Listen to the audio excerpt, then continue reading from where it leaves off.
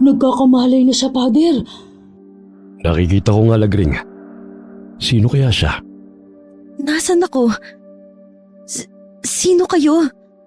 Huwag kang matakot, Iha. Ako si Padre Andro. At siya naman si Aling Lagring. Nandito ka sa tinutuloy naming bahay. Anong pangalan mo? Ako?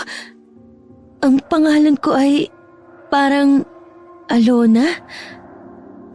Pader, parang hindi yata siya sigurado sa pangalan niya. Iha, sigurado ko ba na yun ang pangalan mo? Narinig ko na parang iyon ang tinatawag sa akin. Alam mo ba ang nangyari sa'yo? Natagpuan ka kasi naming walang malay sa sementeryo. Hindi ko po alam. Bakit may benda ang ulo ko? May sugat ka kasi sa ulo at iba pang mga galos. Talaga bang hindi mo natatandaan kung ano nangyari sa'yo? Kung saan ka galing? Hindi po talaga. Basta ang alam ko lang, may tumatawag sa pangalan ko. Yun lang. Hindi po kaya dahil sa sugat niya sa ulo kaya wala siyang maalala, Pader? Posible rin yun. Ikuha mo siya ng mga kain, Lagring. Tsak nagugutom na siya. Opo, ikukuha ko na po siya ngayon. Huwag mo munang pilitin alalahanin ang mga nangyari sa'yo. Kung wala kang ibang mapupuntahan, dumito ko muna. Salamat po. Kaya lang po, hindi niyo naman kilala ang pagkatao ko. Ang tahanang ito ay bukas sa lahat ng mga nangangailangan. Huwag kang matakot at mahiya. Lahat ng tao ay may tungkulin na tumulong sa kanyang kapwa. Heto na po ang pagkain niya, Pader. Ikaw na muna ang bahala sa kanya, Lagring. May kailangan na akong gawin. Iha, si Lagring na ang bahala mag-asikaso sa'yo, ha? Salamat po ulit sa inyo, Pader. Oh, heto Iha, kumain ka na muna. Wala ka bang ibang nararamdaman sa katawan mo? Ito lang pong ulo ko ang kumikirot. Maliban po dito, wala na. Baka nabagok ang ulo mo sa matigas na bagay, kaya siguro wala kang maalala. Baka nga po. Kapag pilit ko pong iniisip, kumikirot lalo ang ulo ko. O siya, kumain ka na. Huwag mo munang pilitin ang sarili mong makaalala. Magsabi ka lang kung meron ka pang kailangan, ha? Huwag kang mahihiya. Habang kumakain, inilibot ko ang paningin ko sa paligid. May kalakihan ang silid na kinaroroonan ko. Wala ring gaanong gamit maliban sa isang tukador sa gilid. Sa totoo lang, hindi naman ako nakakaramdam ng gutom. Nahihiya lamang akong tanggihan ng mga taong kumukupkup sa akin. Pagtingin ko kay Aling Lagring, matama ng titig niya sa akin. Ngumiti naman siya nang mahuli ko siyang nakatingin. Matapos kumain, iniwan na rin ako ng may edad ng babae. Nagbilin siya na magpahinga na muna ako. Inabukasan, madilim pa sa labas ay gising na ako. Gusto ko sanang lisanin ang lugar kung nasaan ako. Kaya lang iniisip ko kung saan naman ako pupunta. Lumabas na lamang ako ng silid ko. Paglabas ko, nakasalubong ko si Aling Lagring na papunta sa inukop akong kwarto. Nagulat pa siya dahil maaga akong nagising.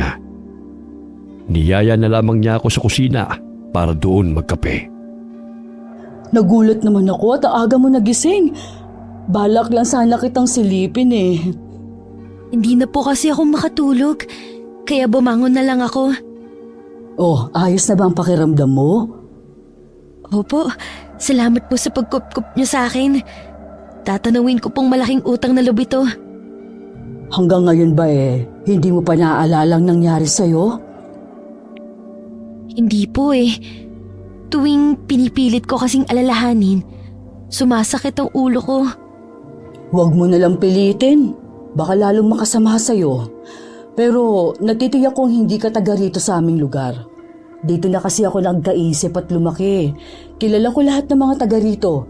Hindi man sa pangalan pero sa muka. Ano pong lugar ito, Aling Lagring? Ito ang Sitio Baybay. Pamilyar ba sa'yo? Hindi po Ngayon ko lang po narinig ang pangalan ng lugar niyo.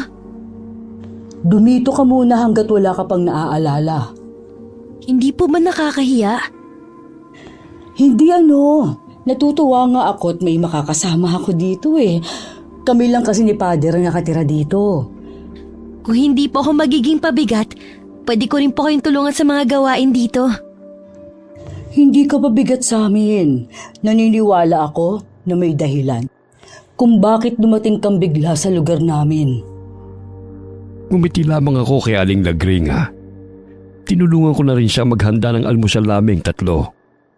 Anya, maaga rin daw nagigising si Padre Andro.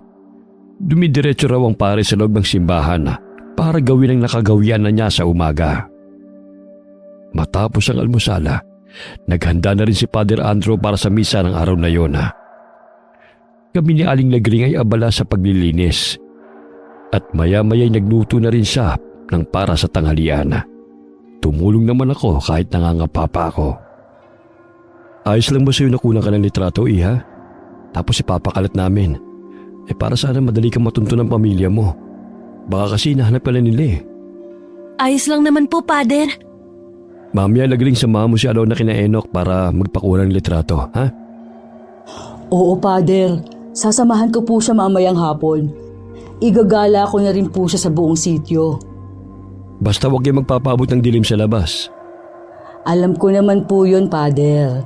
Magbabakasakali rin po kasi ako na baka may nakakakilala kay Alona. Delikado po ba sa lugar na to?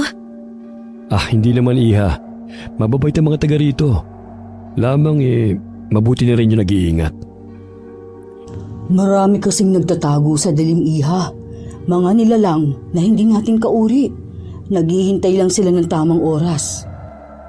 Ano pong ibig niyong sabihin, Aling Lagring? Huwag mo nga takutin si Alona Lagring. Ikaw talaga. Baka mamaya niyan hindi na siya maglalabas ng bahay. Pasensya ka na, Iha. Huwag mo nalang pansinin ang sinabi ko. Nagbibiro lang ako. Hindi naman po ako masyadong matatakutin. Tingin ko sa'yo isang matapang na babae. Kasi ang mga mata mo, hindi ka kikitaan ng anumang takot o emosyon. Maganda ang mga mata mo, Alona. Parang lagi nangungusap. Hindi naman po masyadong maganda ang mga mata ko. Hindi ko talaga maikakailan na mabubuting tao ang kumukupkup sa akin. Sa sandaling panahon pa lang kasi, panatag na ako sa kanila. Nung bandang hapon nga, lumabas kami ni Aling Lagring. Habang papunta kami sa bahay ng taong sinasabi ni Father, hindi ko maiwasan na magpapaling-paling ng tingin. Nang dumating sa bahay ni Enoch, kinuhanan na kagad ako ng litrato. Ilang kopya rin ang ginawa nito. Ang lalaki na rin daw ang bahala sa mga yon. Nung pauwi na kami, tinuro sa akin ni Aling Lagring kung saan ako nakita ni Padre Andro. Malakas di umano ang ulan noon. Galing ang pare sa kabilang barangay para mamigay ng tulong sa mga taga-roon. Ayos ka lang ba, Iha? Namumutla ka kasi. Ano po kasing may naaalala ko? Isang babaeng umiiyak. Meron siyang sinasabi sa akin. Hindi ko lang maintindihan. Tapos tumatakbo ako. May humahabol sa akin. Ano pa ang naaalala mo, Iha? Wala na po, Aling Lagring. Kumikirot na naman ang ulo ko. Mabuti pa umuwi na tayo. Malapit na rin namang dumilim. Teka lang po, bundok po ba yun? Oo, isa yung bundok. Mukha lang siyang malapit kung titignan pero napakalayo niyan. Ni isa sa mga taga-sityo, wala pang nakakarating sa lugar na yan. Sabi ng mga matatanda nung araw, iba't ibang uri ng nilalang ang naninirahan sa bundok na yan. Ganun po ba? Napaka-misteryoso pala ng bundok na yan. Oo, halika na, Iha. May itatanong pa po ko, Aling Lagring. Ano yun? Napansin ko po nakakaibang titig ng mga taga rito sa akin. Akala ko po ba mababait ang mga tao dito? Yun ba? Hindi lang kasi sila sanay na makakita ng dayo dito. Huwag mo nilang silang pansinin. Opo, medyo nailang lang kasi ako sa paraan ng pagtingin nila sa akin. Sa totoo lang, unang kita ko pa lang sa'yo, Magaan ang loob ko. Kung hindi ko nga lang iniisip na may pamilyang naghahanap sa'yo, sasabihin ko na lang sana na dumito ka nilang sa amin. Magaan din pong loob ko sa inyo. Pero pakiramdam ko po hindi dapat ako nandito. Pakiwari ko po ba panganib lang ang dala ko sa kahit na sino. Nagtataka naman na napatitig na lamang sa akin si Aling Lagring dahil sa huli kong tinurana. Ilang sandali pa, hinawakan na niya ako sa braso at hinila pa uwi. Ako naman hindi maiwasan na magpalinga-linga sa paligid. Pakiramdam ko kasi may nagmamasid sa akin sa itaas ng mga puno. Pagka-uwi naging abala si Aling Lagring sa pag-aasikaso sa hapunan. Tumulong naman ako sa kanya. Nagtanong naman si Father Andrew sa naging lakad namin. Nung gabi hindi ako makatulog. Biling baliktad ako sa higaan. Nang hindi na makatiis, bumangon na lamang ako. Sumilip ako sa labas ng bintana. Sa kadiliman ng gabi, may naaninig ako na bilog at pulang ilaw. Natitiyak kong mga matayo ng isang nilalang. Kinabukasan, kahit walang tulog, maaga pa rin akong gumising para tulungan si Aling Lagring. Nauna pa nga ako sa kanya sa kusina. Naabutan na niya akong nagpapainit ng tubig. Ay, pasensya ka na iha na tanghali ako ng gising ha. Nauna ka patuloy sa akin dito. Wala po yun. Halos magkasabay lang naman po tayo Mukhang hindi ka rin nakatulog kagabi ha. Ganon din kasi ako Ewan ko ba, napakaalinsangan kagabi. Oo nga po. Hindi na nga po ako nakatiis at bumangon na lang ako. Nakakapagtaka nga. Kapag kasi maalinsangan ang panahon, madalas umuulan. Pero hindi naman umulan kagabi. Baka po nagkataon lang. Ay, siya nga pala. Mamayang 10:00, may feeding program si Father Andrew. Tulungan mo kami sa pag-aasikaso sa mga bata, ha? Oo naman po. Saan po ba magpapakain? Sa harapan lang ng simbahan. Tagal na po ba niyong ginagawa ang feeding program? Mula nang dumating si Father Andrew dito, sadyang malapit ang puso niya sa mga kapuspalad. Hindi siya tumitigil sa pagtulong sa kapwa. Minsan pa nga dumadayo pa siya sa ibang barangay. Napakabusilak po pala ng kalooban ni Father Andrew. Siguro mahal na mahal po siya ng mga taga rito. Ay oo naman. Sana nga habang buhay na siya dito at huwag nang malipat sa ibang lugar. Aling Lagring, kayo po ba? Nasaan ang pamilya niyo? Kung ang ibig mong tukuyin, kung may asawa at anak ako, wala iha. May isa akong kapatid na lalaki. Sa kabilang bayan sila nakatira kasama ng pamilya niya. Ako na lang ang naiwan na naninirahan dito sa sitio. Ganun po ba? Bakit hindi po kayo nag-asawa? Nagkaroon din naman ako ng nobyo dati. Kaya lang pinikot ng itinuring kong kaibigan. Mula nun, hindi ko na binuksan muli ang puso ko sa panibagong pag-ibig. Nakakalungkot naman po palang nangyari sa inyo. Naku, matagal ng pangyayari yun sa buhay ko. Kung hindi mo nga lang naitanong hindi ko na maaalala pa. Ang mabuti pa, bilisan na natin ang paghahanda ng almusal. Maya-maya pa papasok na yun si Padre Andrew. Ikaw na lang pala ang maghiwa ng papaya. Alam mo kasi, yan ang unang kinakain ni Padre. Sakto naman na nakahain na kami nang pumasok si Father Andrew. Gaya ng dati, nakasuot na siya ng abito. Lumabas din muna si Aling Lagring nang marinig na may tumatawag sa labas. Anito makasit ulit ang tumatawag. Yun kasi ang araw ng pagdideliver ng gatas ng Kalabaw. May ilang minuto na rin ang nakakalipas. Hindi pa rin nakakabalik si Aling Lagring. Bakas na kay Father Andrew ang pagkainip. Ayaw kasi ng pare na pinaghihintay ng matagal ang pagkain. Akmang tatayo ko para tignan si Aling Lagring nang humahangos naman na dumating siya. Pareho pa kami nagtataka sa anyo nito na larawan ng takot. Natagalan ka yata. May nangyari ba? Father, May sinabi po kasi si Tolet. May masamang nangyari daw. Anong sinabi niya sa'yo? Ang lasinggerong si Mang Poldo daw po ay natagpo ang wala ng buhay malapit sa sementeryo. Karumal-dumal daw pong sinapit ng matanda. Mahabaging langit. Sino kaya may motibong gawin yun kay Mang Poldo? Kahit kilalang lasinggero siya, napakabait naman niyang tao. Wala naman siyang pinipirwisyong residente. Yun na nga po, kaya nakakagulat pong nangyari sa matanda. Malamang hindi taga-sityo ang gumawa nito sa kanya. Hindi kaya napasok na tayo ng masasamang loob ng mga adik kaya? Sabi po ni Tolet, sa itsura pa lang daw po ni Mang Poldo, hindi daw tao ang gumawa nun sa kanya. Paano daw bang pinatay si Mang Poldo? Nagkandalasog-lasog daw po ang katawan ng matanda. Nawawala na rin daw po ang mga laman loob nito. Tila baga, isang mabangis na hayop ang lumapa sa kanya. Pero Lagring, walang mabangis na hayop ang nananahan dito sa sityo. Kaya malamang ang gumawa nito kay Mang Poldo ay isang lango sa pinagbabawal na gamot. Hinala daw po ng pamilya at ibang taga rito, isang aswang daw ang may kagagawa nito kay Mang Poldo. Aswang? Totoo po ba sila? Oo, iha. Totoong mga aswang. Hindi po tayo nakakadyak sa bagay na yan. Nasaan na raw ang katawan ni Mang Poldo? Dinala na daw po sa morgue sa bayan. Pagkatapos ng feeding program, saka ako pupunta sa bahay nila. Sasama din po ako, Father. Sige, sumama ka. Alam ko na hindi maganda ang balitang dumating sa atin ngayong araw. Pero kailangan pa rin natin magpatuloy sa mga gawain natin. Umupo ka na dito, Lagring.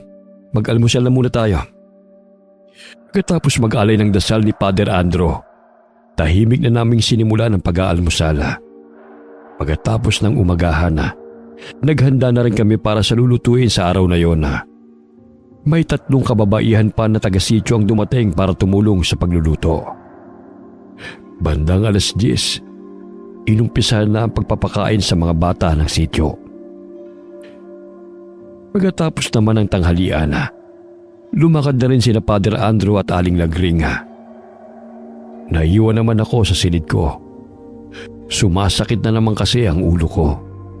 Tila umiikot din ang paningin ko. Sa sandaling yun, bumabalik na ang alaala ko. Para akong nalulunod na naghahabol ng hangin.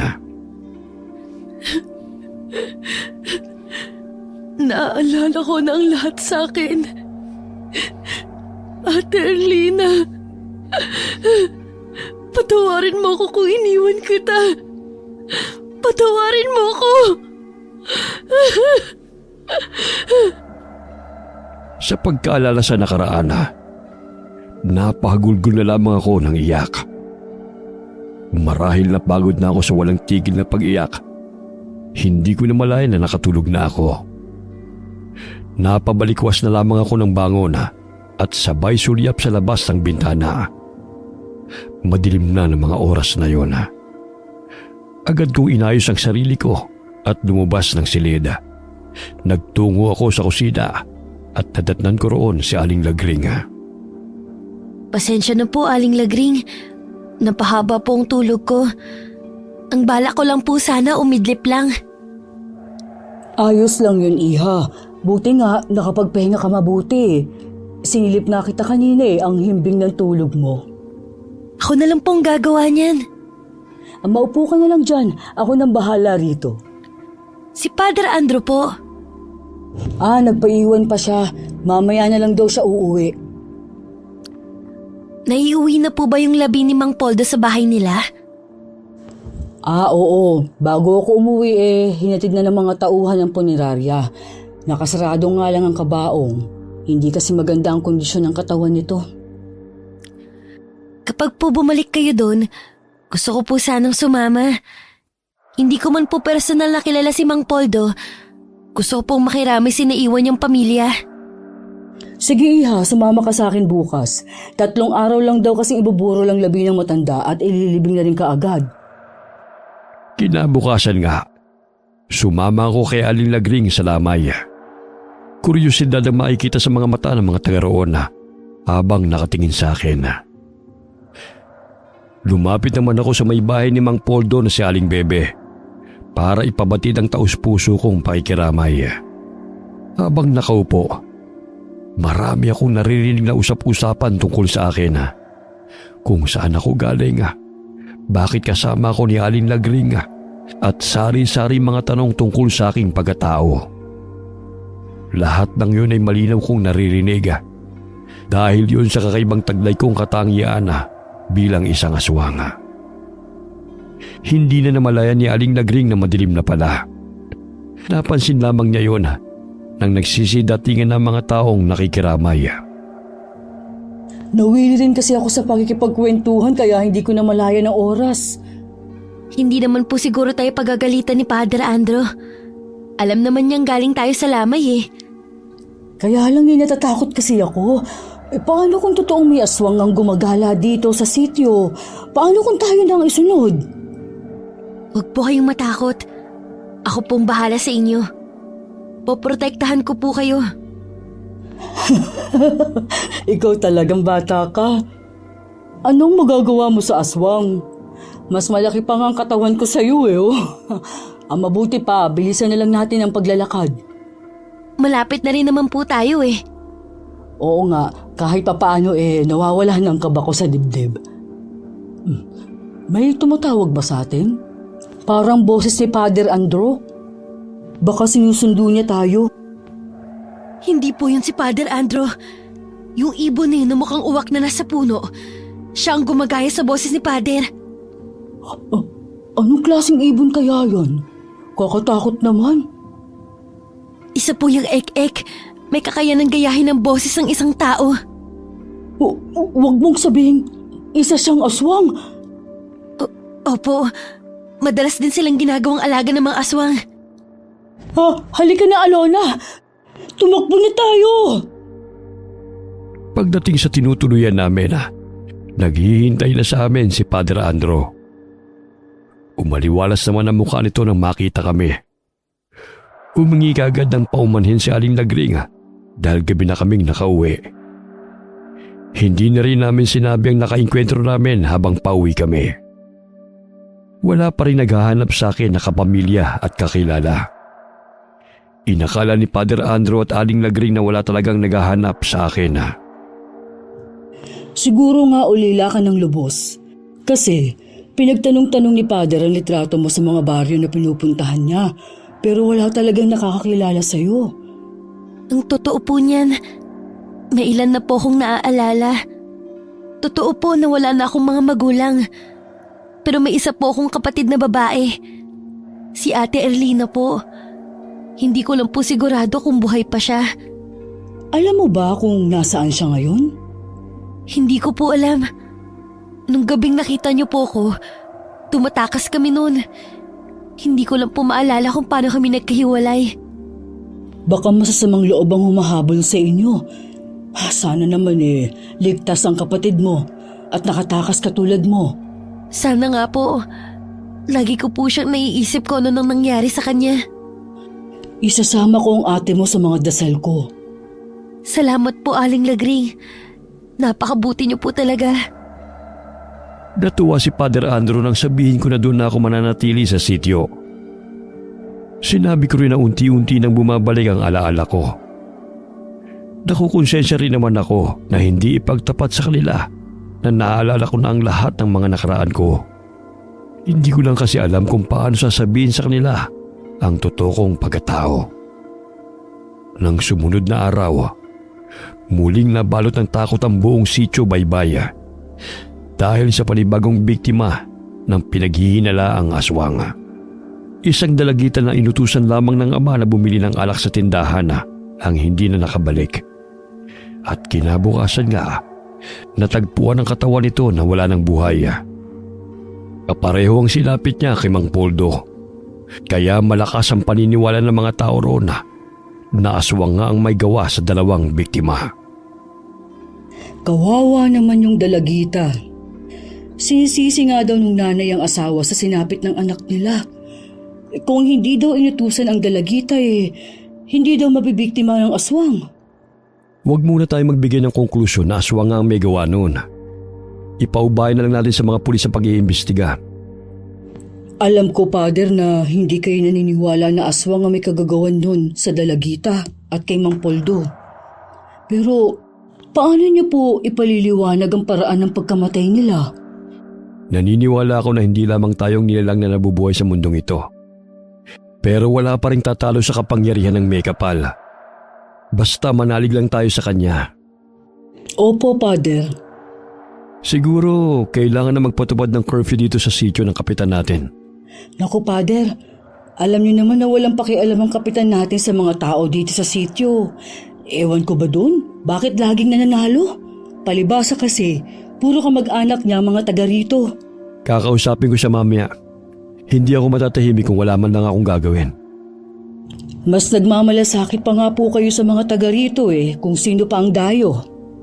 Huwag ka na maghimutok dyan, Lagring. Sige. Maiwan ko na muna kayo ni Alona rito. Sige po, Pader. Mag-iingat po kayo. Huwag din po kayo magpapaabot ng gabi sa labas. Huwag ka mag-alala. May sandata akong dala. Yun ay ang pananalig ko sa Diyos. Nagagabay niya ako sa lahat ng oras. Ipinatupad nga ang curfew sa Sitio Baybay.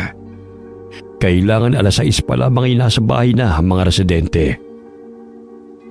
Pinaigting din ang pagpapatrolya ng mga barangay tanod. Isang gabi, habang nagpapatrolya, isang tanod ang naiwan dahil sa tawag ng kalikasan.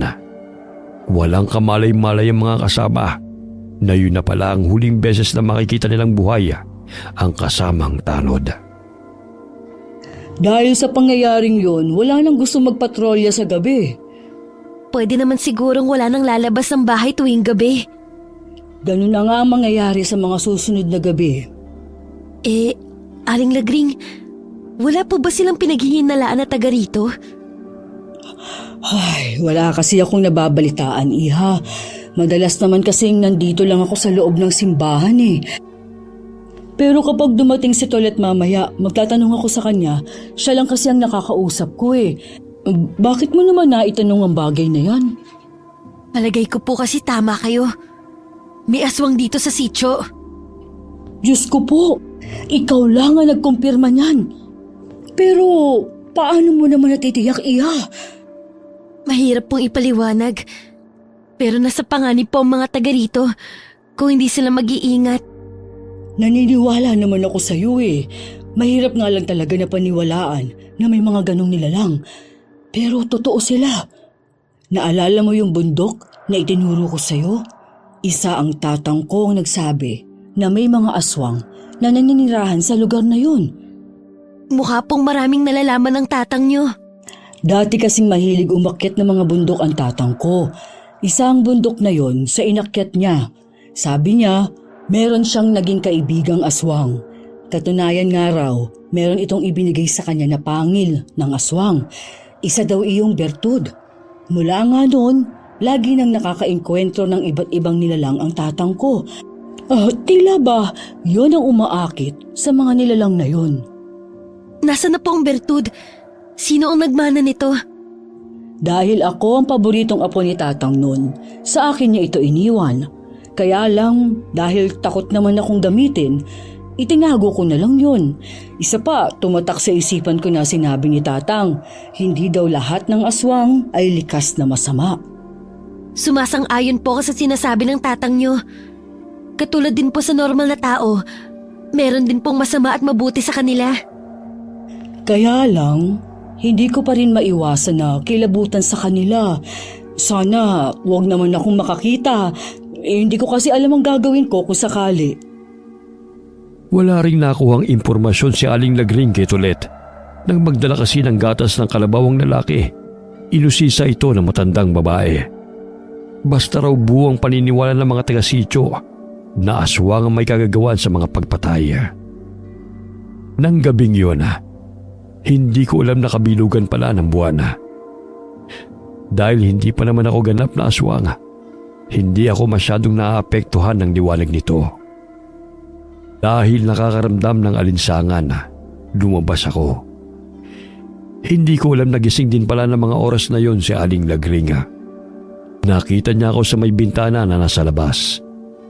Sinundan niya ako dahil sa pag-aalala. Habang nagpapahangin, nakaramdam ako ng panganib sa paligid. May masangsang din na amoy na sumasama sa hangin. Isang malaking itim na baboy ramo ang bigla na lamang sumulpot. Agad ako nitong sinugod. Dahil sa katangiang taglaya, mabilis ko siyang naiwasan. Dahil sa pagtama ng silahis ng buwan, biglang nagbago ang aking anyo. Tinubuan ako ng makapal na balahibo sa katawan at humaba rin ang aking kuko. Ginamit ko ang aking liksi para matalo ang baboy ramo. Paglingon ko kay Aling Lagring, nanlalaki ang mga mata niya bago siya nawalan ng malaya. Aling Lagring, gumising po kayo? Ikaw! Lumayo ka sa akin! Isa kang halimaw! Pader! Nakikiusap po ako sa inyo. Pakinggan niyo po muna ako. Ikaw ba, Alona, ang nambibiktima sa mga taga rito? Ikaw ba ang pumatay sa Dalagita at kay Mang Poldo at maging doon sa tanod? Hindi po, Aling Lagring. Hindi ko po yun magagawa.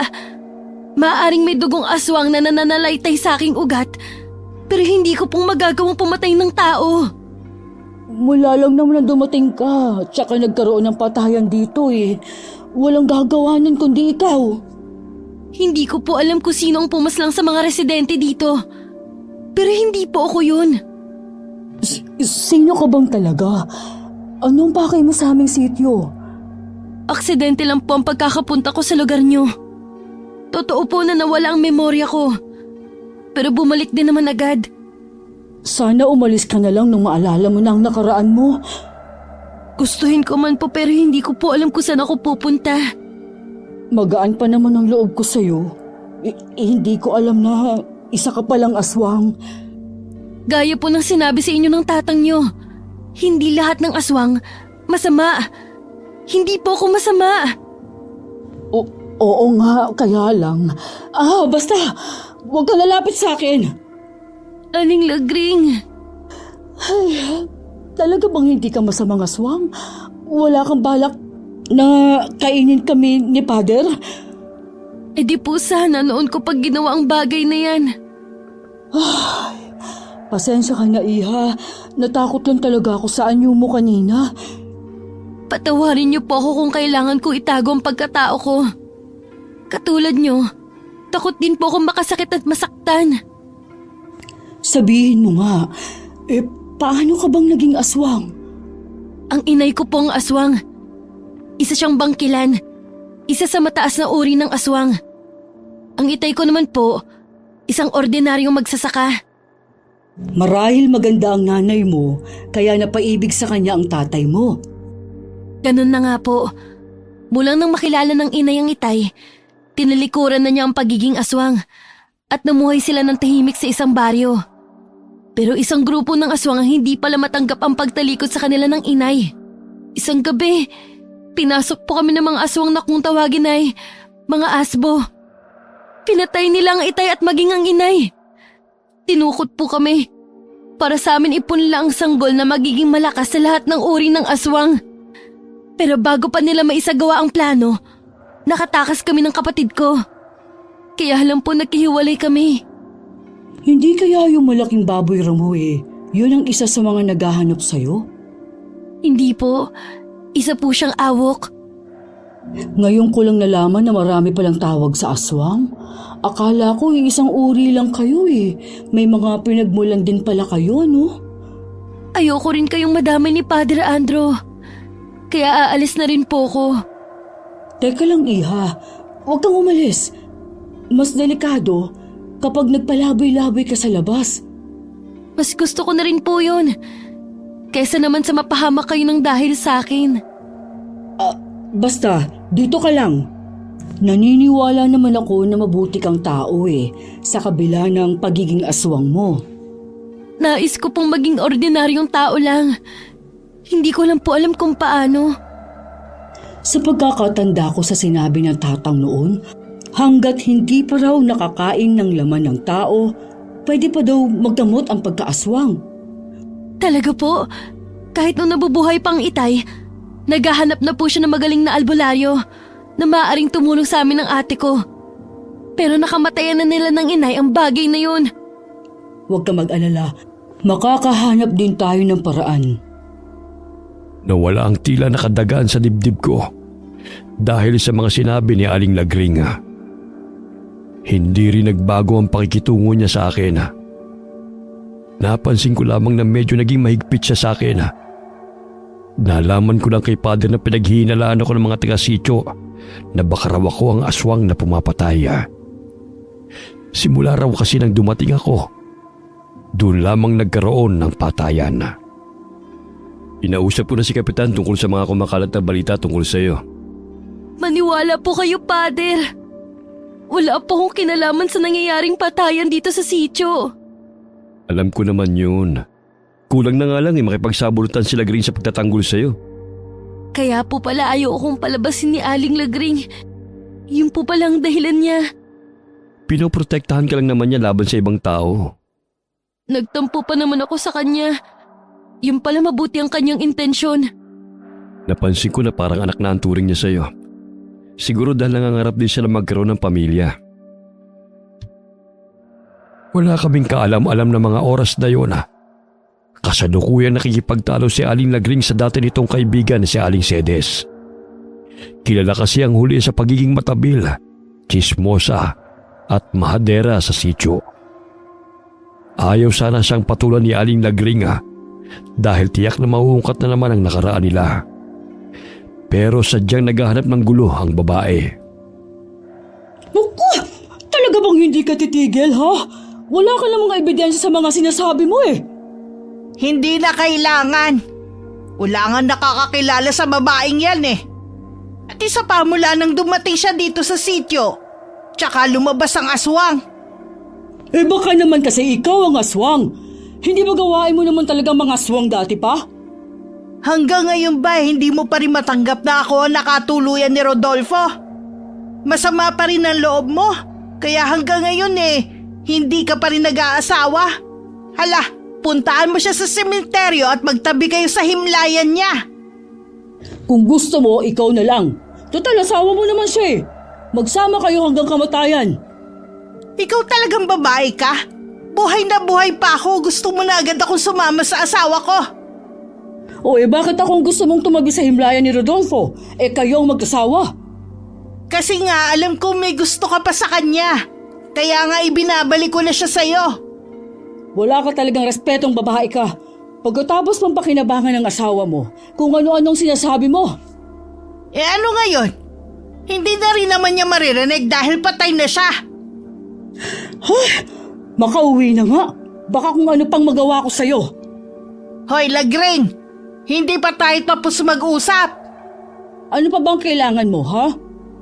Oras na malaman ko lang na aswang yung babaeng kinupkup nyo. Ako mismo ang papatay sa kanya. Hindi ako papayag na maghasik siya ng lagim dito sa sityo, no? Sinabi ng hindi aswang si Alona. Bakit ba kasi pinagpipilitan mo yan? Dahil buntis ang anak ko.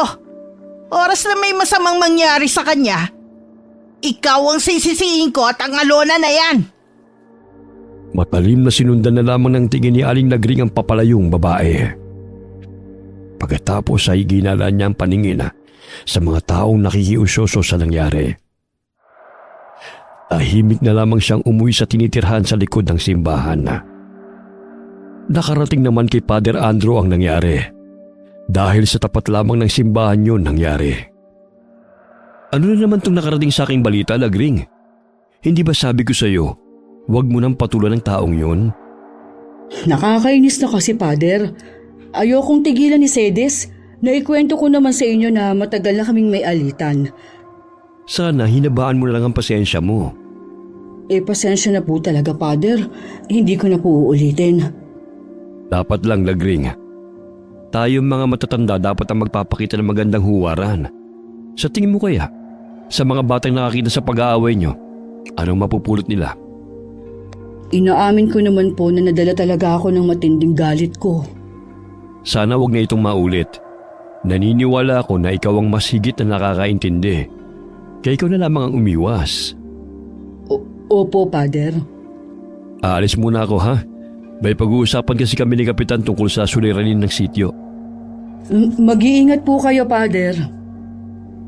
Nang makaalis si Father Andro, tsaka ko lamang nilapitan si Aling Lagring. Tinanong ko siya kung ano nangyari. Sinabi naman niya ang totoo. Gaya ni Father, pinayuhan ko rin siya na iwasan na lamang din si Aling Sedes. Nagpasalamat din ako sa kanya dahil sa palagi niyang pagtatanggol sa akin. Meron pala akong sasabihin sa'yo, Iha. Ano po yun? Naalala ko kasi na meron magaling na albularyo na nakatira sa kabilang baryo. Matutulungan kaya niya ako? Oo naman, magtiwala ka lang. Kailan po natin siya pwedeng puntahan? Bukas na bukas din, Iha. Alanganin na kasi ngayon kung pupunta pa tayo. Sige po, Aling Lagring. Bukas na lang po. Kinakatigan pa rin tayo ng Diyos. Alam niya kasi na mabuti kang tao. Oo nga po. Kala ko po talaga wala ng pag-asa. Kinabukasan nagpaalam kami kay Father Andro. Agad naman kaming pinayagan ito. Tinahilan namin na magpapagamot lamang kami sa albularyo sa kabilang baryo. Makitid at mabato ang daan papunta sa kabilang baryo. Pero hindi naman yun ininda ni Aling Lagring. Kahit tagtag sa biyahe, matiwasay naman kaming nakarating sa bahay ng manggagamot. Sa harap ng bahay niya, merong siga. Tumawag na si Aling Lagring sa likod ng katamtamang laki ng bahay. Lumabas ang matandang lalaki na payat ang pangangatawan at puti na lahat ang buhok. Tila alam na nito ang pagdating namin. Agad niya na kaming pinapasok sa loob ng bahay. Anito baka abutan pa kami ng malakas na ulan. Hindi pa man kami nakakaupo. Bigla namang bumuhos ang ulan. Nagkatinginan na lamang kami ni Aling Lagring. Kaedong. Kaya po kami nandito dahil sa kasama ko. Ang dalagang kasama mo ay hindi natin kauri. Paano niyo po nalaman? Malayo pa lamang naaamoy ko na ang kanyang dugo. Kaedong, matutulungan niyo po ba ako? Hindi mo kailangan ng tulong, Iha. Wala namang diferensya sa'yo. Ho! Pero may dugo po ng aswang ang nananalaytay sa akin. Nais ko po maging normal na tao. Hindi ko pwedeng baguhin kung ano ka. Habang buhay nang mananatili sa iyong dugo ang isang aswang. Ang tulong na kailangan mo ay ang huwag magising ang natutulog na halimaw sa iyong katauhan. Natatakot po ko na hanggat may dugong nananalaytay sa aking ugat, maaari po akong maging ganap na aswang. Mahal mo ba ang inay mo? Oo naman po. Naging mabuti siyang ina sa amin ni Ate Erlina. Tinalikuran niya ang pagiging aswang mula nang makilala niya ang itay. Kung ganoon, hindi mo kailangan talikuran ng pagiging aswang mo. May paraan pa para hindi ka maging ganap na aswang.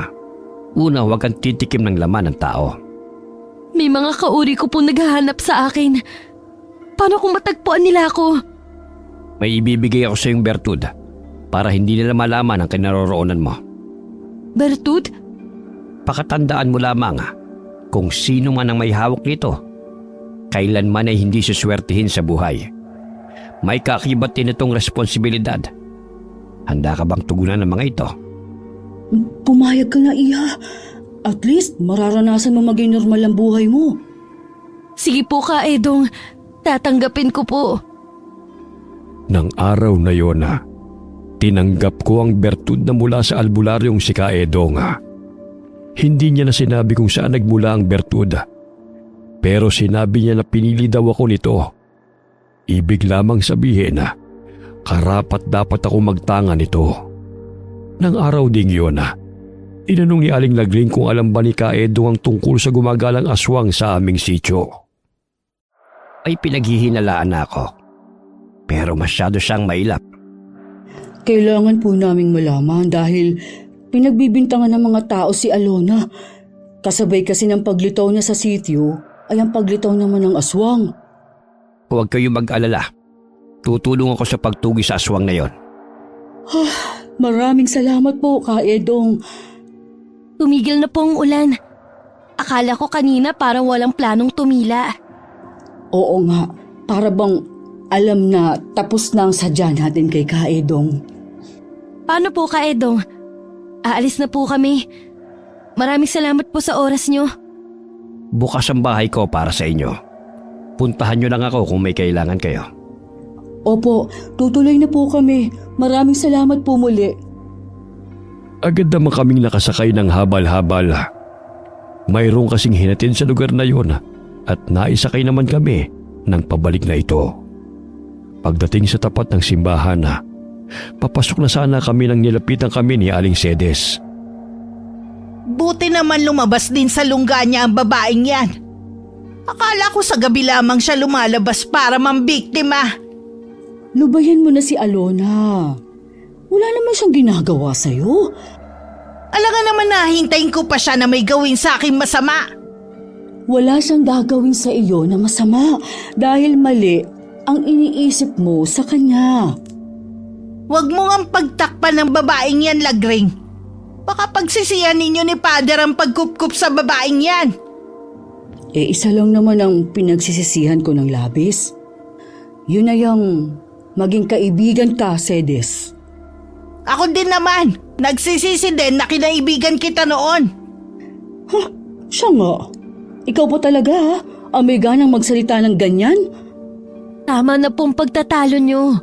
Nasa harapan po tayo ng simbahan. Nagsasalita ka pala. Akala ko pipi ka eh. Isa pang pang-iinsulto, Cedes. Makakatikim ka na sa akin. Minsan mo na akong naging kaibigan. Kabisado mo kung gaano kaiksi ang pasensya ko. Mas gusto mo talagang protektahan ng dayo na to kaysa sa mga kabaryo mo? Sige, aalis na ako. Baka mamaya kung ano pa ang gawin ng babaeng yan sa akin. Takot din palang makatikim. Pinagtitinginan na po tayo ng mga tao. Mabuti pa pong pumasok na tayo ng bahay. Nang mapag-isa ako sa silid ko, naisip ko ang mga sinabi ni Ka Edong sa akin. Sumagi rin sa aking isipan ang mga magulang ko. Lalo na si inay na sa kabila ng pagiging aswang, pinili niya na hindi kumain ng laman ng tao. Alam ko na magagawa ko rin yun. Habang tulog na ang lahat, muling umatake ang aswang. Muntik na nitong mabiktima ang anak na bunso ni Aling Cedes. 7 buwang buntis ang anak niya. Mabuti na lamang nagising ang babae dahil sa napakaalinsangan ng panahon. Kinabukasan, maagang sumugod si Aling Cedes sa bahay sa likod ng simbahan. Si Father Andrew ang nakaharap ng babae. Ang aga niyo naman yatang nang bubulahaw, Aling Cedes. Ilabas mo ang babaeng yan! Huwag niyo siyang itago! Alagad kayo ng simbahan pero tinatago ninyo ang kampo ng dilim! Huminahon po kayo, Aling Cedes. Irespeto niyo naman ang tahanan ng Diyos. Ilabas niyo si Alona! Kung gusto niyo tumigil ako sa pag-e-eskandalo rito! Hindi ko ilalabas si Alona kahit na anong mangyari. Umuwi na po muna kayo. Tsaka na lamang kayo bumalik kapag kalmado na kayo. Hindi ako aalis dito, Father! Ilabas niyo ang babaeng yun! Hindi niyo ba alam na muntik na niya mabiktima ang anak ko? Hanggang ngayon po ba'y naniniwala pa rin kayo na si Alona ang aswang? Sigurado po ako, Father! Kaya huwag niyo na siyang pagtakpan pa! Mahiya naman kayo sa mga residente ng sitio! Hindi ko po ilalabas si Alona kahit na anong mangyari. Pananagutan ko siya. Alona! Lumabas ka riyan! Humarap kang aswang ka! Huwag kang magtago riyan! Nakikiusap po ako sa inyo na umalis na kayo. Kung hindi ninyo ilalabas ang babaeng yan, pati kayo madadamay, Father! Huwag nyo nang hintayin pa na buong residente ng sitio ang magalit sa inyo! Tumigil lamang sa pagwawala si Aling Cedes nang dumating na ang mga barangay tanod. Mahinaw naman siyang sumama sa mga yon. Nang mga oras na nagwawala si Aling Cedes, pinipigilan ko si Aling Lagring na lumabas. Kabilin-bilinan kasi ni Father na huwag kong hahayaan na lumabas ang babae. Dahil tiyak na magpapangabot ang dalawa. Mas malaking gulo pa ang pwedeng mangyari. Tahimik na po sa labas. Umalas na siguro si Aling Cedes. Kung hindi pa talaga siya aalis, makakatikim na siya sa akin. Ano naman kayang dahilan niya para magpunta dito? Mahilig talaga sa gulong babaeng yun, kahit noon pa. Hayan na pala si Father Andrew. Father, ano po ang dahilan kung bakit sumugod dito si Cedes? Muntik na raw mabiktima ng aswang ang anak niyang buntis kagabi. Ha? Kaya ba siya nandito dahil pinagbibintangan na naman niya si Alona? Pinaliwanagan ko na siya. Pero sadyang sarado ang isip niya sa paliwanag. Pasensya na kayo, Father Andrew, kung pati kayo nadadamay. Wala ka namang kasalanan, Iha. Hanggat narito ka sa poder ko, hindi kita pababayaan. Tama si Father. Kaya huwag kang mag-alala. Kami ang bahala sa'yo. Pumasok bigla sa isip ko kung umalis na lang kaya ako nang hindi nagpapaalam sa kanila.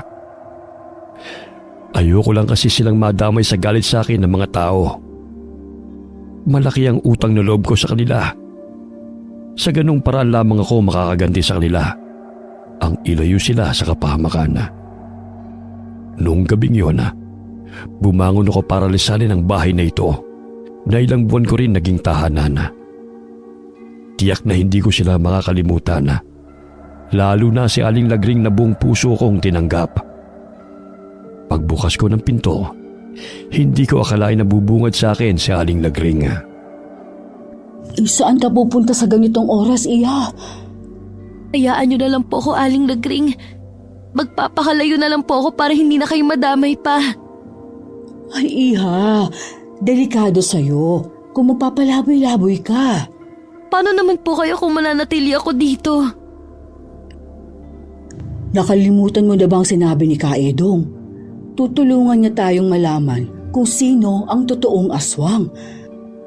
Hindi ko na po alam ang gagawin ko. Naguguluhan na ako.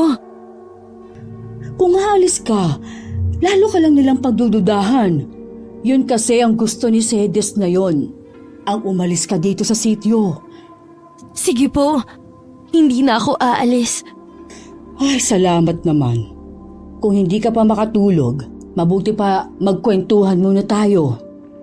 Baka po hindi kayo sanay magpuyat. Ano yun? Amoy, nasusunog! Ano ka mo? Titignan ko po kung may nasusunog. Parang nanggagaling sa kusina. Nang lumabas nga ako sa may kusina, may maliit na bahagi na ang nasusunog.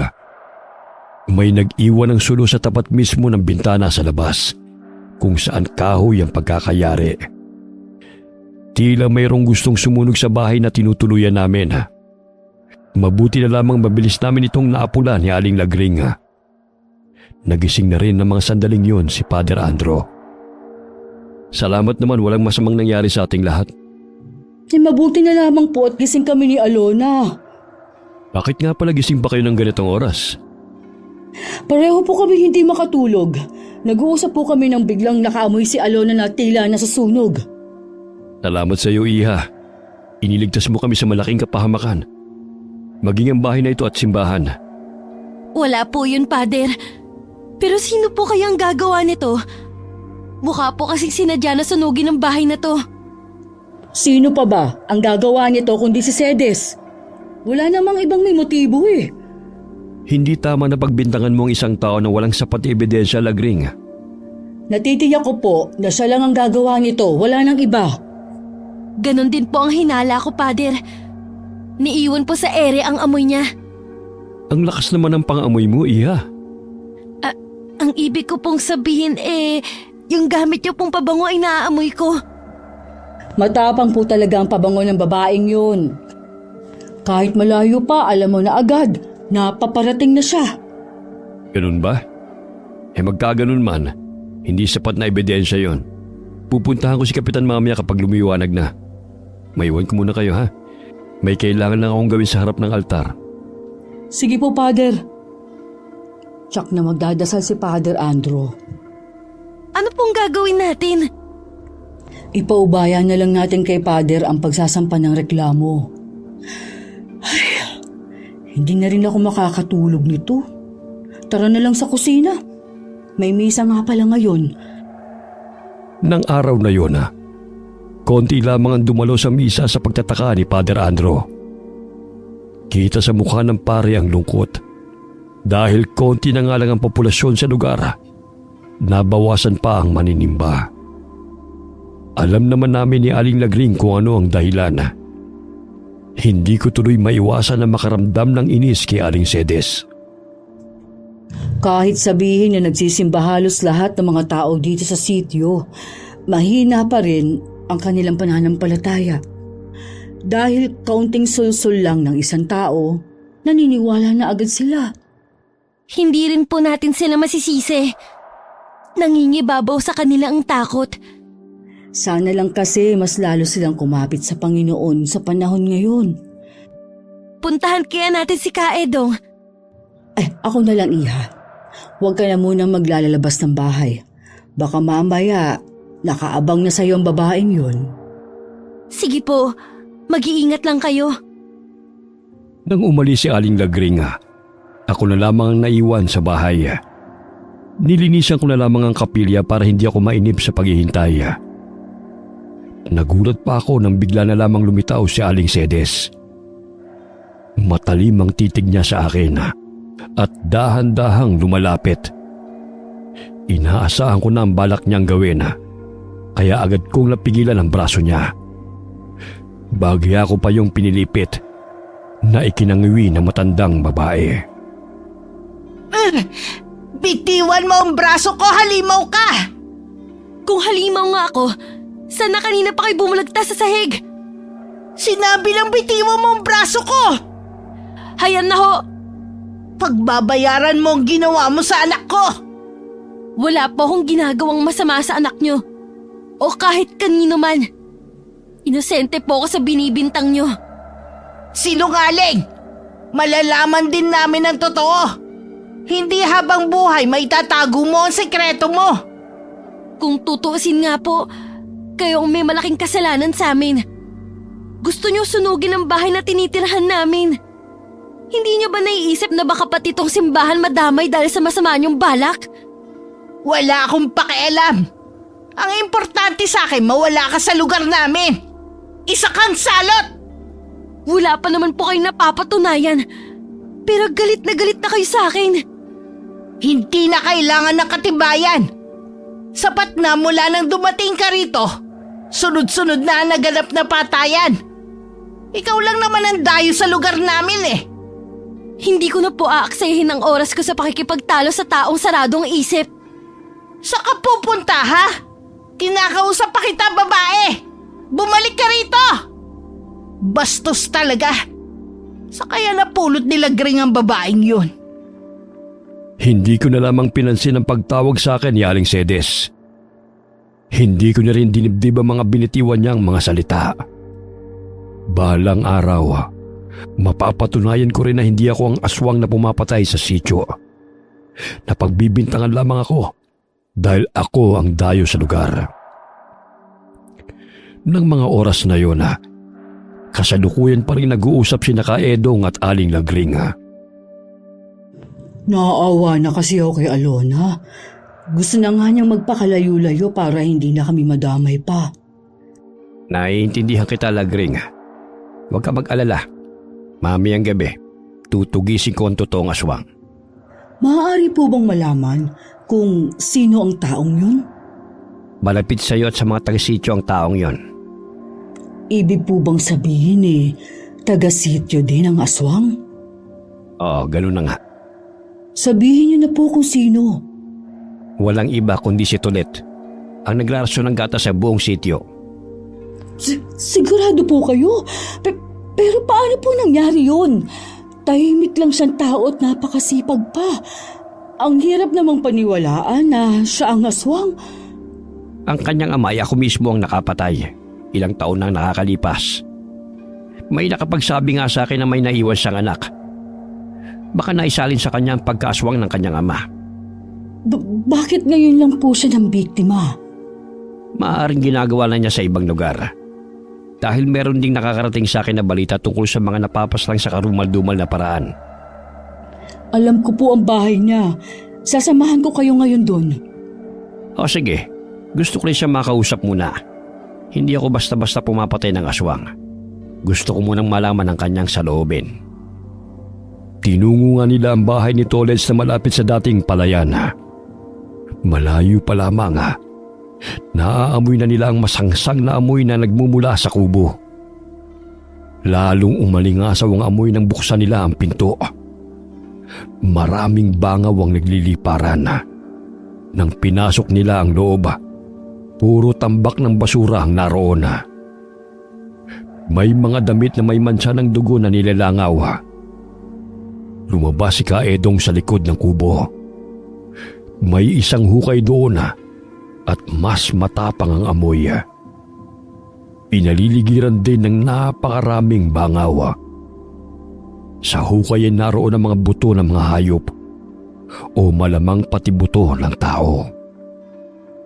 Kumpirmado na ngang si Tolet ang aswang. Nasaan kaya siya? Tiyak na nasa paligid lang yon. Malakas ang pangamoy niya. Paano niyo po siya makakausap kung nagtatago siya? Isa lang ang ibig sabihin nun. Hindi niya kayang talikuran ng pagiging aswang. Kailangan niyang mawala para matapos na rin ang kanyang paghahasik ng lagim dito sa sityo. Akala ko naman, napakabait niya. Kaya pala, tuwing magdadala siya ng gatas, hindi siya makatingin ng diretso sa akin. Yung pala, meron siyang tinatagong sikreto. Hindi ko rin siya nakitang nagsisimba. Umalis na tayo. Pabalik na lamang ako mamayang gabi dito. Nagpalinga-linga pa si Aling Lagring sa paligid bago sumunod kay Kaedong na nauna nang humakbang paalis sa lugar. Gaya ng sinabi ng albularyo na nagtatago lamang si Tolet. Lumabas lamang ang lalaki sa pinagkukublihan niya nang makalis na sila. Magkasama pa sina Aling Lagring at Kaedong nang makasalubong nila si Aling Sedes. Nagulat pa ang babae nang makilala ang albularyo. Bakit kayo magkasama? Sa inyo sana kami pupunta. Mabuti at nakasalubong ka na namin. Bakit nyo naman ako pupuntahan? Para si Kaedong mismo ang magsasabi sa'yo na hindi si Alon ang aswang na nambibiktima sa mga taga rito. Tigilan mo na ang panggugulo mo sa dalagang yon. Dahil sa ginagawa mo, nagdudulot ka lamang ng takot sa kanya. Kung wala naman siyang tinatago, bakit siya matatakot? Kahit sino naman ay matatakot sa mga ginagawa mo. Tama ba naman na sunugin mong tinitirhan namin? Bakit kasi hindi nyo papaalisin ang salot na babaeng yon? Ikaw ang salot, Sedes. Mula noon, gusto mo lagi may away at gulo. Kahit hindi ka naman inaano, ang hilig mong gumawa ng issue. Mapag-usapan ka lang. Hindi totoo yan! Anong hindi? Kilala na kita noon pa. Ngayon naman, si Alon ang ginugulo mo. Dahil ba akong kumupkup sa kanya? Dinamay mo pa talaga siya sa galit mo sa akin? Tama na pagtatalo nyo. Ikaw, Sedes, tigilan mo na si Alona. Ipaubaya mo na sa akin ang paghuli sa totoong aswang. Siguraduhin nyo lang po, Kaedong, na mahuhuli nyo ang aswang. Buntis po ang anak ko. Malapit na ang kabuanan niya. Ayoko may masamang mangyari sa kanya. Samahan mo ako sa inyo. Gusto ko rin masuri ang anak mo. Umuwi ka na rin sa inyo, Lagring. Tumangulang si Aling Lagring nang nakalayo na ang dalawa. Tsaka lang siya humakbang pauwi. Nasa silid naman ako at naghihintay. Kanina pa masama ang pakiramdam ko. Tila nag-aapoy ang aking pakiramdam. Nang kumatok si Aling Lagring, hindi ko pinalata sa kanya ang sama ng nararamdaman ko. Kumusta po ang lakad nyo? Ay, hindi ako makapaniwala sa nalaman ko kay Kaedong. Kung sino ang tunay na aswang. Sino po ang aswang? Yung nagde-deliver sa atin ng gatas, si Tolet. Ho? Di ba siya din po ang nagbabalita sa inyo tungkol sa mga biktima? Yun na nga eh. Siya pala ang salarin. Kaya pala detalyado niyang nasasabi sa akin kung anong nangyari sa mga biktima.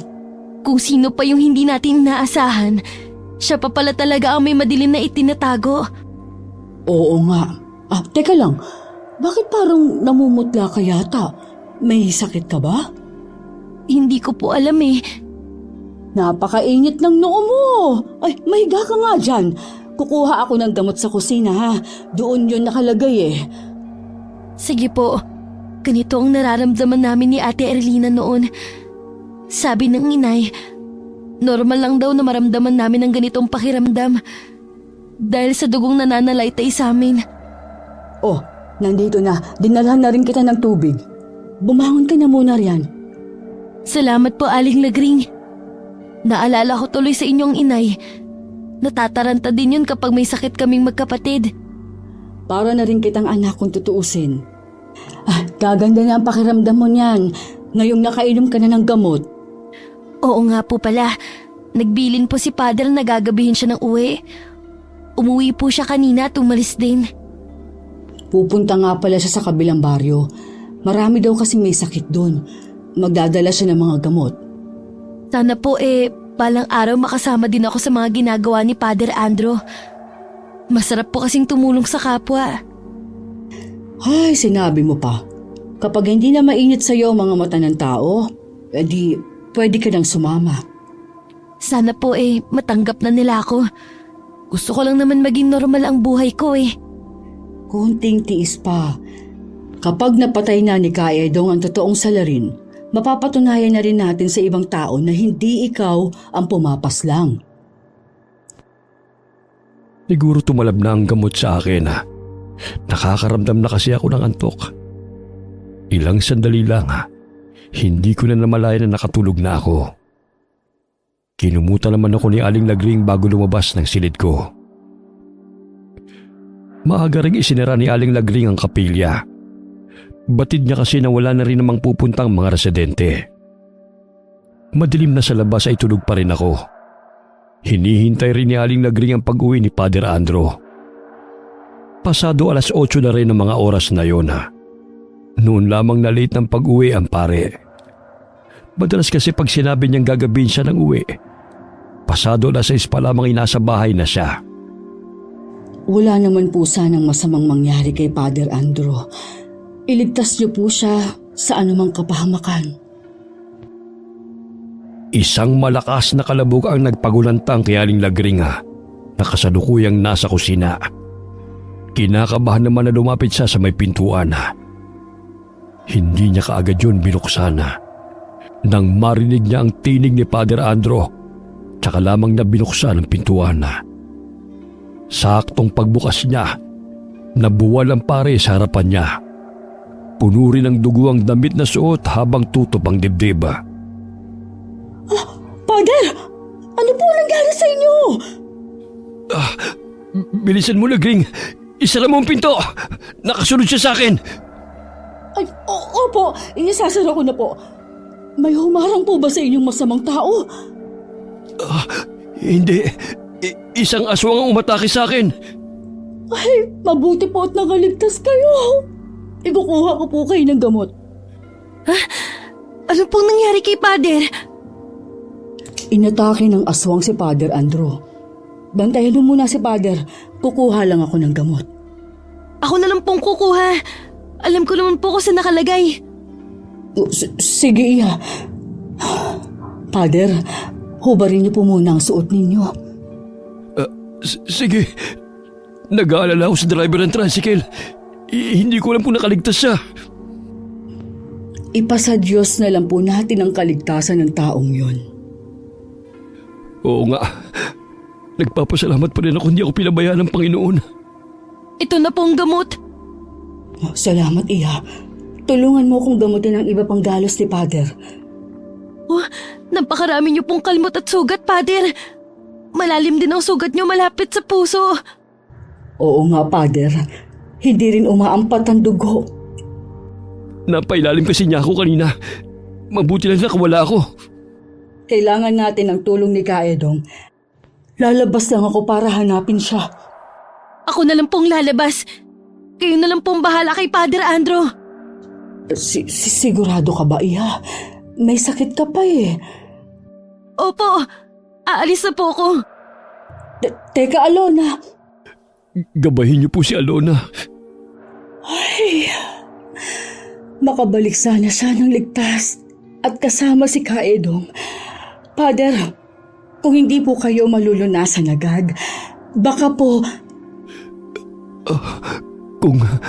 Kung hanggang dito na lang ako, wala na tayong magagawa. Tanggapin natin ang kalooban niya. Lakad takbo ang ginawa ko. Nararamdaman kong nasa malapit lamang si Kaedong. Maaaring inaabangan rin niya ang paglabas ng aswang.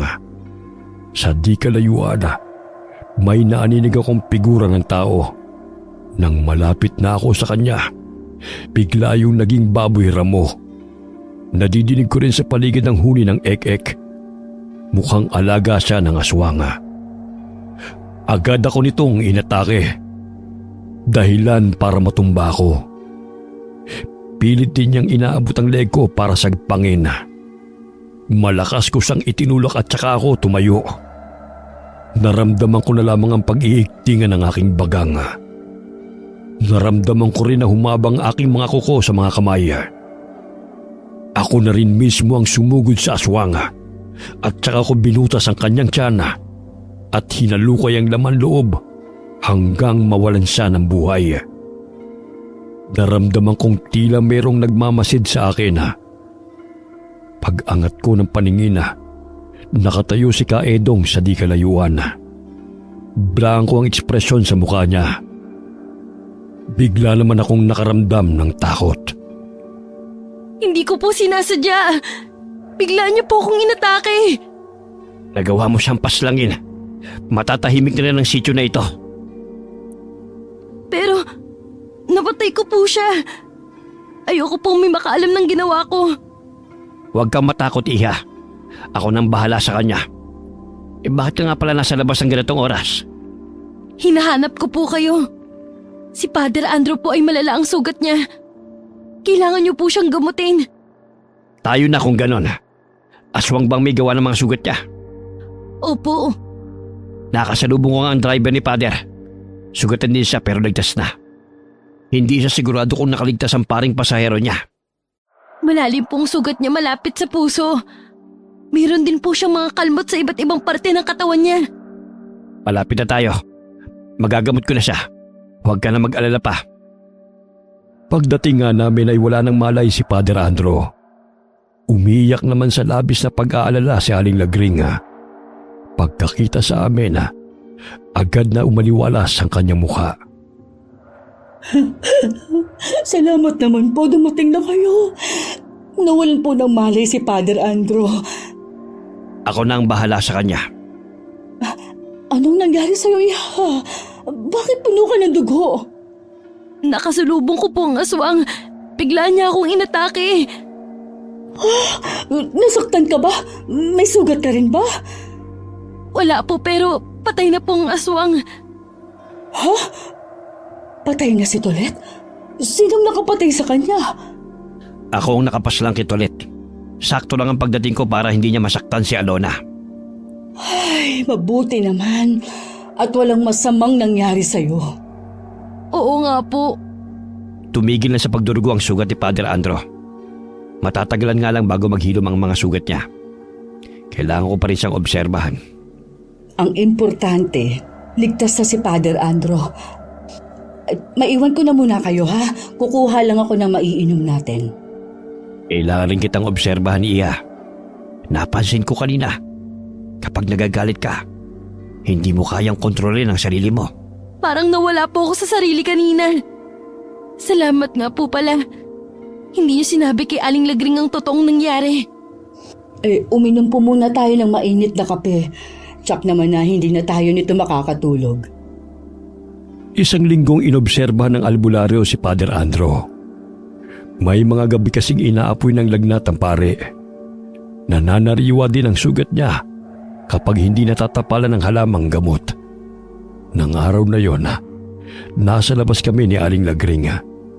Iniwanan muna namin si Father Andrew kay Kaedong. Ay, sa wakas. Tapos na rin ang suliranin ng sityo natin. Pero hindi ko rin maiwasan na malungkot sa sinapit ni Tolet. Oo nga po. Ngayon ko lang din nakitang maaliwalas ang panahon. Ibig sabihin lang nun, wala nang unos ang darating sa ating lugar. May isang hiling pa sana ako. Umaasa pa rin ako na sana magkita pa kami ng kapatid ko. Huwag kang mawawala ng pag-asa, Iha. Manalig ka lang na ibibigay niya ang hinihiling mo. Opo, hindi po ako nawawala ng pag-asa. Parating po si Aling Cedes. Ha? Ano na naman kaya ang kailangan ng babaeng ito? Magandang umaga sa inyo. Anong kinaganda na umaga nandito ka na naman. Kung manggugulo ka lang, Hindi ako manggugulo sa inyo. Kaya ako naparito para humingi sa inyo ng kapatawaran. Lalo na sa iyo, Alona. Pinagbintangan kitang aswang. totoo ba yan, Cedes? Anong nakain mo? Wala, Lagring. Marami lang ako napagtanto na kasalanan ko sa inyo. Siguro naman hindi pa huli para maging magkaibigan muli tayo. Ikaw lang naman tong mahilig makipag-away sa akin Ikaw na nga itong may kasalanan sa akin. Patawarin mo na sana ako, Lagring. Matatanda na naman tayo Hindi maganda kung makikita ng ibang kabataan na nag-aaway tayo kahit saan tayo magpangita. Nakakapagod na rin naman talagang laging may kaaway Sige na nga. Pinapatawad na kita sa lahat ng mga ginawa mo sa akin. Patawarin mo rin ako ha, kung may masakit man akong nasabi sa'yo. Ang gaan na ng pakiramdam ko. Nawala na yung bigat. Ganon din ako. Bakit ba kasi kailangan pa nating patagalin pwede naman pala tayo magbati. Alona. Sana mapatawad mo rin ako sa mga nasabi at nagawa ko sa'yo. Muntik pa kitang saktan sa loob pa man din ng simbahan. Wala na po yun sa akin. Hindi naman po ako nagtatanim ng galit sa kapwa ko. Ngayong magkakabati na tayo, iimbitahan ko sana kayo sa kaarawan ko. Sana makapunta kayong 3 kasama si Father Andro. Umasa ka na makakarating kami. Tsak naman na magaling na nun si Father Andro. Nabalitaan ko nga nangyari sa kanya. Mabuti na lang nakaligtas siya. Hindi niya pa kasi oras. Marami pang nangangailangan ng tulong niya. Makaraan ng 2 linggo, tuluyan nang gumaling si Father Andro. Nakakapagmisa na rin siya. Sa pagkamangha naming lahat, mas marami ang nagsisimba na ngayon kumpara dati. Mukhang masamang pangyayari sa sityo ang naging daan para magbalik loob ang mga tao. Sa kasalukuyan, lahat ng mga taong naging bahagi ng buhay ko ay wala na. Pinili ko rin na hindi na magpamilya para hindi na maisalin sa aking magiging anak ang dugong nananalaytay sa akin. Naging mabuti rin sa akin ang Panginoon dahil dininig niya ang matagal ko ng pinagdarasal. Muli kaming nagkita ni Ate Erlina noon. May sarili na siyang pamilya at 2 anak. Ang lalaking nagligtas sa kanya noon ay ang naging asawa niya. Buong puso siyang tinanggap ng lalaki sa kabila ng pagiging aswang niya. Kasalukuyan silang naninirahan malayo sa karamihan. Ako naman, may isang ampon na babae. Kinupkup ko siya ng 10 taong gulang pa lamang siya. Isa siyang batang palaboy na wala ng mga magulang. Dama ko ang pagmamahal niya sa akin na parang tunay na ina. At ganun din naman ako sa kanya. Pinili ko na ilihim sa kanya ang tunay kong pagkatao. Dadalhin ko ito hanggang sa huling hininga ko. Wakas.